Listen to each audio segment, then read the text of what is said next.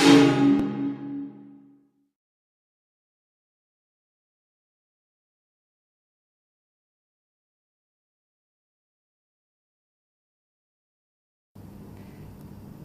afternoon, my name is Nicole Thompson. I'm from a company called HCML, and today we're just going to be covering briefly looking at the kinds of pains and discomfort you may be experiencing once undertaking a DSE assessment. Just briefly about HCML, we're a private rehabilitation case management company, and we provide services to the employment and the insurance sector, including case management for minor injuries as well as catastrophic injuries, managing long-term illnesses, sicknesses and absence, as well as vocational rehabilitation.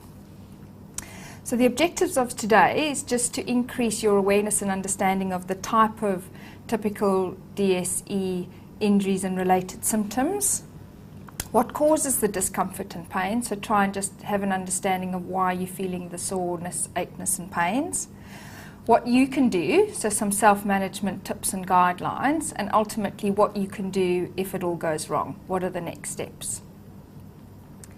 So what are your typical DSE work-related symptoms that you may experience? Early warning signs is any discomfort that you may experience. So if you're sitting at your desk in front of your computer, the minute you start feeling any discomfort, then you know something's wrong. Maybe with the way you're sitting or the way your desk has been set up, but that should be your early warning sign. You may experience some numbness, tingling down your fingers, in your arms, elbows, from your neck all the way down. Tightness in your neck and shoulder is often the most common, and eye strain as well. So what are your typical work-related symptoms? We get the non-specific arm pain, which is in other words the discomfort, the ache and pain that you may experience in your muscles. Your upper limb pain, which could be your forearm, your elbow, in your shoulder, neck symptoms, shoulder pain and eye strain. And this is often referred to as your old RSI type symptoms, so repetitive strain injuries, and that occurs when you're sitting at a desk and you're repeating the same movement. So it may be the small muscle movements from when you're typing, or if you're constantly lifting something up from overhead, you're going to experience some pain in your shoulder. One of the biggest symptoms that we're now seeing is the neck and shoulder pain, and that's often caused by the laptop, because this is a fairly large screen, but if you've got a smaller screen, you end up with your neck in a flex position, and you cause that strain and ache and pain in your neck muscles. I've got two pictures there which hopefully you'll see on screen, and what I want you to just have a quick glance and think about is what are the kind of risk factors that we can see with these two pictures. In the first picture you've got a man at a desk in a very typical position, looking slightly stressed and harassed and trying to multitask. In the second picture, you've got a worker concentrating a lot on trying to see the screen. Now, we've got various different types of risk factors, and the obvious in the first one that you would notice is the environment. So the chair, the way the position is of the first client, the way that he's leaning on the desk, it's what we call an asymmetrical posture. The second one is sort of an exaggeration of the neck flexion and the muscles and the bending over, so it's that real hunched position that we see, and it looks like a little bit of eye strain as well to see the computer.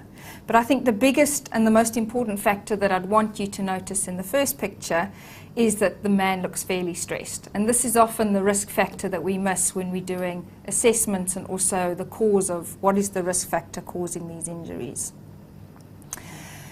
So the main risk factors that we might see is, one is long periods spent in awkward or flex positions. So that's when you're at your desk, might be 20 minutes, might be 2 hours, might be 4 hours, where you're sitting in the same position and you're not getting up and moving. So it's that long time spent in awkward or flex positions. Again, when we saw it, the risk factor with the guy working on the laptop, it was this kind of position. Again, repetition of movements. So we see that a lot with the typing. Also, if you're doing a lot of mouse work, then you get repetition of moving your wrist in that direction, which we're naturally not born to do.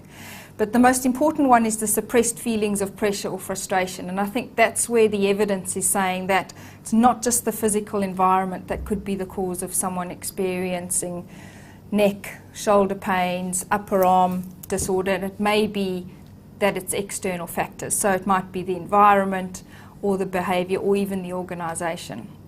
In this current economic climate, when people are being made redundant and workers are expected to do more work in a less time frame, people are feeling under pressure, they're feeling stressed.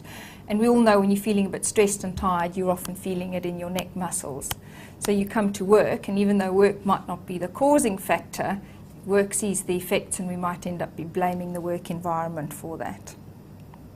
So what can you do about it? I think the most important thing, we say don't move a muscle, move them all. Now, we're not advocating people walking around the office aimlessly or starting to do provocative dance movements, but that you get up and that you move around. Don't try and sit and do all your work at once. Drink lots of water, so you're having to get up, go to the bathroom breaks. We're all in the bad habit of emailing colleagues that sit in the office next door. So you want to be getting up, moving around, going to get a tea or coffee, going to speak to someone who's round the corner, as opposed to just sitting at your desk all day. And if you do, just remember one thing, it's don't just move a muscle, but move them all. When you move, then you are giving the oxygen to your muscles, they then become revitalized, and that's when the aches and pains decrease. So if you sit, so in other words, if you're sitting in the same position for hours and hours on end, in the end you're starving your muscles of oxygen, there's a build-up of toxins, and that's where injuries and aches and pains can occur. If you relate to going to the gym, you're excited, you haven't been for 6 months, it's your New Year's resolution, you normally can't walk for a week after you've been. And that's the same that you're doing to your body if you sit at a desk and you're expecting those muscles to keep you sitting upright, the muscles that keep your arm in that static position. So rotate your tasks. Don't just sit the whole day doing the same thing. If you're scheduling in meetings, don't schedule them in back to back, but try and have a morning one, maybe one at lunch, maybe one again at the end of the day, so you're doing different tasks, you're getting up, you're walking around, you might be telephoning someone, then taking notes, then writing it up on your computer. What you shouldn't try to be doing is on the telephone, taking notes and writing up on your computer at the same time. Keys to maintain a good working posture. Now, it's easy if you're sitting at a desk that's at the right height and you've got a chair that's positioned in the correct place, but we do find with the changing workforce that people work from home, they might stop at a Starbucks at a station, and those are not ergonomically set up. So you need to be aware of your posture, and not as you find the day goes, you start slumping further and further into the chair and you end up typing on your laptop like this. A good thing as well is to get out of the office, so take a bit of a lunch break, get up, go and walk around for a little bit, come back and you'll feel re-energized, and you then reminding yourself to sit yourself again in a good posture. Listen to your body. If you start feeling uncomfortable and you want to start stretching and moving around, that's a sign. Get up, move around, change what you're doing. One of the most important things is what we do call micro breaks. Now, that doesn't mean stop working. It just means change what you're doing. So if you've been typing on a report for a long time, get up, take notes, make a phone call, again changing your position, and use the self-education tools that are around. Chartered Institute of Physiotherapy, you've got some brilliant posters that you can stretch when you're at the water cooler, or exercises that you can do while sitting at your desk. The Health Safety Executive have also got really good online tools that you can have a look at and review to see what can I do to help decrease my risks in the workplace. Basically, one of the first things you can do to self-manage is to make sure that you do have a good setup.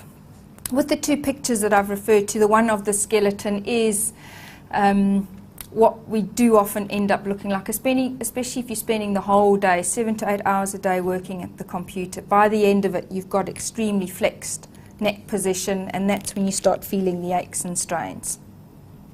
So starting with your first one is you always want to make sure that you've got a good seating position. In the good old days, they used to advocate the old 90 degrees with your back, your hips and your knees, but we're not designed that way. And what you want to rather be doing is sitting in a chair where you are slightly more in a reclined position. So you're much more relaxed, you're much more comfortable, you don't have the strain and stresses in your shoulder, but you're a bit more relaxed. You're sitting slightly back. What you want to do if your chair does move around is to have at least 5 casters to give you a good stable base. Ideally, you'd want a height adjustable chair so that you can get yourself sitting at the ideal position at the desk, because whether you're really tall or really short, you'd need to be able to adjust yourself. The second thing is to make sure you're sitting the right distance from your computer. Laptops have got different screen sizes, so you want to make sure you're sitting at the optimal length, which is roughly, if you stretch your arm out in front of you, your tip of your finger should be touching your screen. So that's how far your computer should be from you. Again, if you're working from any documents, you'd want that document placed to the side of your computer screen or just below it, so that your eyes can flicker between the screen and the document and it's not your neck doing this while you're typing and copying simultaneously. You want to make sure that the glare of the computer is correctly. If you are sitting with a window behind you, so the light's reflecting off the computer screen, to look at the anti-glare options that you can put on your screen. Again, the position of your arms, you want your shoulders nice and relaxed, your elbows at a 90-degree angle. So if I was using this desk to work on a laptop, it's actually too high because it forces my wrists into what we call extension. And that's when you increase the strain and the tension with your tendons running through your arm, and that's where you could get injuries like carpal tunnel syndrome. So I would then want to raise this desk a little bit lower, or my chair up, so that your arms are in a nice relaxed position. You want your wrists in a neutral position, and ideally you'd want it on a slight negative tilt. I've had to raise my shoulders just to demonstrate, but normally if the desk was at the correct height, then that's what you'd be looking for. Ideally, you may want to be able to enforce a negative keyboard tilt, you'd want your keyboard lower than what your screen is. Unfortunately, there's not always the budget to be able to buy these kind of solutions so that everybody's sitting in the ideal position. But what we do is give you best case scenarios, and then you need to sometimes think of outside the box solutions to be enabled to set yourself up at your desk in the correct position. For example, if your screen's too low, you can throw in a couple of yellow pages underneath it to raise your screen up. Right, so here we have an example of someone who's got all the equipment, but obviously not using it correctly. So that's why you've got to always tailor the equipment to meet the specific person's needs, because what's going to work for me might not necessarily work for you. So each person needs an individual assessment, and we need to make sure that all the equipment and what you set it up for meets that individual's needs, and not just a blanket sort of referral to be used across the board. Now, laptops is something that most of us now use on a regular basis, and unfortunately a laptop is probably your most unergonomic design that you do have, and that's basically because the screen and the keyboard are connected. And if you think back to your sort of ergonomic principles, if your screen's got to be in line with your eye, but your keyboard's down here where your hands and wrists are, that's not going to work for a laptop. So when you do use a laptop, you need to think of what is the user going to be using it for. Is it a full-time user or only an occasional user? If it is a full-time user, you need to consider having a docking station and a separate keyboard and a mouse so that you're able to separate the screen and the keyboard. For an occasional user, we recommend that if you've got to compromise between wrist flexion and neck flexion, that it's easier to compromise on the neck. So you'd place the laptop in your lap, sitting slightly back and tilting your screen back, so you've got good support for your arms when you're working on your lap, but that you're still able to see your laptop screen. You also need to consider the dimensions and the weight of your laptop. If you're out and about a lot and you're carrying quite a small computer screen, then you may need to consider having a desktop option or getting a larger computer. And if the weight does exceed 10 pounds, then we recommend you get a little pulley suitcase. So if all else fails and you find that you or your team or your staff members have looked at the ergonomic solutions to try and address specific pains and symptoms reported, and this is still not working, what else can you do? Well, I think one of the first things you need to do is look at the other factors like we mentioned earlier. Is it something about the organisation? Is it something about this person's behaviour? Is it something maybe happening at home that might be affecting the way they are at work, which helps to exacerbate these symptoms? And also to seek professional help, to go and speak to the line manager, to the HR department, to OC Health, or if you do have a case management provider like ourselves involved, then that would be your first point of call. And they would often recommend and give some self-help tips over the telephone. For example, if someone is experiencing pain and neck pain, not to go down, rest for 2 weeks in bed, but actually to get up and about and to be active. The ergonomic considerations together with the treatment is obviously often your most effective tool. So if you've looked at self-management, you've taken it to the next level and you've escalated to the HR department, then to review what other treatment methods could work. And it may be medical intervention, cortisone injections, it might be physiotherapy. If you are getting physiotherapists involved, the evidence suggests that a CBT approach is something that's most effective. So in other words, they address the sort of behaviours and thoughts and attitudes of the person as well. And that should hopefully address some of the basic ways on how to identify pain and symptoms, what could be the possible causes of it and the risk factors, and if self-management doesn't work and the tools of your setup and the stretches that you've tried to employ, then do seek professional help from someone that could assist. Thank you.